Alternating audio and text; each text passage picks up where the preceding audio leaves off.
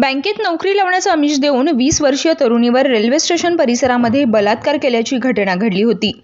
Chhatrapati Sambhajinagar railway station परिसरात ही घटना घडली असून वेदांतनगर पोलीस स्टेशनमध्ये बलात्कार करणाऱ्या सचिन भरत आडे वय वर्ष 24 याच्या विरुद्ध गुन्हा दाखल करण्यात आलाय। आरोपी परतवाडी तांडा तालुका परतूर जिल्हा जालना येथील रहिवासी आहे। सचिन कामानिमित्त छत्रपती संभाजीनगरमध्ये ये-जा करत होता। या दरम्यान आरोपीनं मुलीला फोन करून रेल्वे स्टेशन परिसरातील कॅफेमध्ये बोलवलं होतं। तिथे आल्यानंतर फोटो काढून घेत शैक्षणिक कागदपत्रे साहेबांना दाखवतो म्हणून सांगितलं।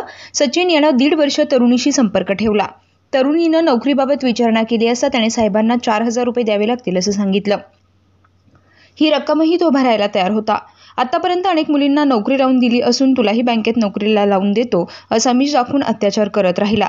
नोकरी लागण्याची काही चिन्ह दिसत नसल्यानं तरुणीने सचिनची पोलिसात तक्रार केली। तक्रारीची दखल घेऊन तपासणी चक्र फिरवत सचिनला ताब्यात घेतलाय। सचिनवर गुन्हा दाखल करण्यात आला असून पुढील तपास सुरू आहे अशी माहिती पोलीस निरीक्षक प्रवीणा यादव यांनी दिली आहे।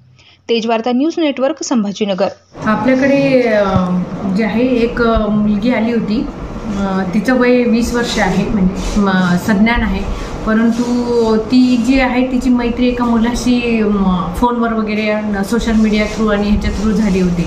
तर त्यामध्ये त्या मुलाने तिला सांगितलं होतं की मी तुला जे आहे जॉब वगैरे लावून देईल, मग त्यामध्ये अशा श्रृंखला वगैरे तयार करून हे केलं तर मग त्यामध्ये कमिशन वगैरे पण मिळेल आणि तुला एखादा चांगला जॉब पण मिळेल। मुलीचं चांगलं इंजिनिअरिंग वगैरे झालं होतं, मग त्यामुळे तिलाही वाटायचं की मला असं काही जॉब वगैरे करता आलं तर चांगलं होईल म्हणून तिने त्याच्याशी फ्रेंडशिप वगैरे केली आणि एक 1-1.5 वर्षापासून त्यांचं असं एकमेकांशी बोलणं वगैरे चालू होतं। मग यामध्ये जे आहे तर त्याने त्याला वेगवेगळ्या ठिकाणी बोलवलं, म्हणजे ती राहायला मुकुंदवाडीची आहे। मुलगा परतूर आहे, जालन्यामधलं परतूरच्या पलीकडचं एक छोटं गाव आहे, तिकडचा आहे तो राहणारा, पण मग तोही औरंगाबादला यायचा इकडे छत्रपती संभाजीनगरला। आणि मग त्यांचे 1-2 वेळेस जे आहेत हॉटेलमध्ये वगैरे भेटी झाल्या आणि त्यामध्ये जे आहे तर संबंध वगैरे त्याने तिच्याशी क्रिएट केले आणि नंतर जे आहे अशा पद्धतीने तिला नोकरीचा आमिष लावून तिच्यासोबत अशा पद्धतीचे संबंध वगैरे ठेवले। नंतर ते मुलीच्या लक्षात आले की कोणतीही नोकरी वगैरे हा व्यक्ती लावून देणार नाही।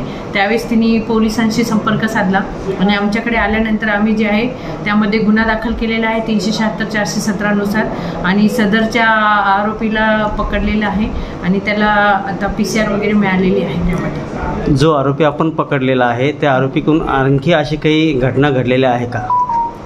सध्या आपण त्यामध्ये तपास करत आहोत। आरोपी आपल्या ताब्यात आहे, आता त्यावर तपास करत आहोत।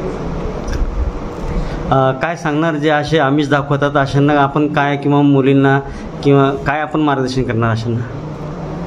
मी मुलं किंवा मुली असू द्या दोघांना पण हे सांगेल की ज्यावेळेस तुम्ही अशा पद्धतीचे एखादी व्यक्तीला सोशल मीडिया थ्रू कनेक्ट होता तर त्या व्यक्तीला खरंच अगोदर व्हेरीफाय केलं पाहिजे, त्याची हिस्ट्री अगोदर आपण बघितली पाहिजे की खरंच हा व्यक्ती जॉब लावून दिलेला आहे का किंवा त्याचं तेवढं आहे का कॅलिबर की तो दुसऱ्यांना जॉब लावण्यासाठी सक्षम आहे का, आणि असलं तरी सुद्धा त्या व्यक्तीशी किती संबंध ठेवायचा, किती त्याच्या कॉन्टॅक्टमध्ये यायचं ह्याचाही विचार आपण केला पाहिजे। आणि जर हे असेल तर फक्त ऑनलाईन तुमचं बोलणं वगैरे असेल, एकमेकांशी फोनवर वगैरे असेल तर वेगळी गोष्ट, परंतु प्रत्यक्ष संबंधात येऊन आणि त्या गोष्टीला जे आहे तर म्हणजे आपल्या सगळ्या गोष्टी त्या व्यक्तीला अर्पण करून देऊन काम करणं हे अयोग्य आहे। तर मुला मुलींनी ह्या गोष्टीचा विचार केला पाहिजे आणि त्यानुसारच जे आहे पुढचं पाऊल उचललं